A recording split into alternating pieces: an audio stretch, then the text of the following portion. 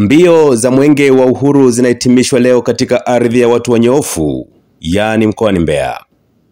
Moja ya halmashauri ambako lizindua miradi ya maendeleo bora ni halmashauri ya wilaya ya Mbeya DC inayoongozwa na Bi Erika Yegela, mkurugenzi mtendaji mwenye kibali kwa wananchi.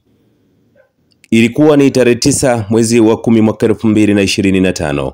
Mwenge wa Uhuru ulipokelewa katika halmashauri hiyo na mkuu wa wilaya ya Mbeya Mheshimiwa Solomon Itunda, sambamba na mkurugenzi Erika Yegela, watumishi wa halmashauri, viongozi wa mila na wananchi kwa ujumla.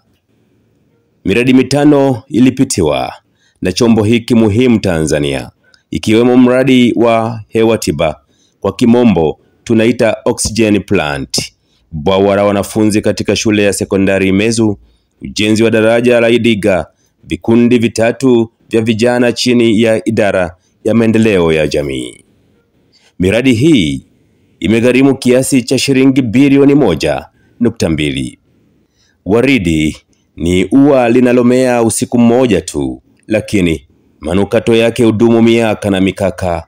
Vivyo hivyo, Erika Yegela ni mkurugenzi mtendaji wa halmashauri ya Mbeya ambaye ana takribani miezi 8 tu tangu ateuliwe na Mheshimiwa Rais Daktari Samia Suluhu Hassan kuiongoza halmashauri hiyo ya Mbeya, lakini alama anazoziweka zitadumu miaka na mikaka.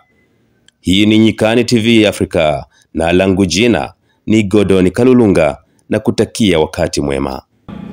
Mwenge wa Uhuru imeweza kuridhisha na miradi ile kwa utekelezaji wa 100%. Naomba jipigieni makofi sana.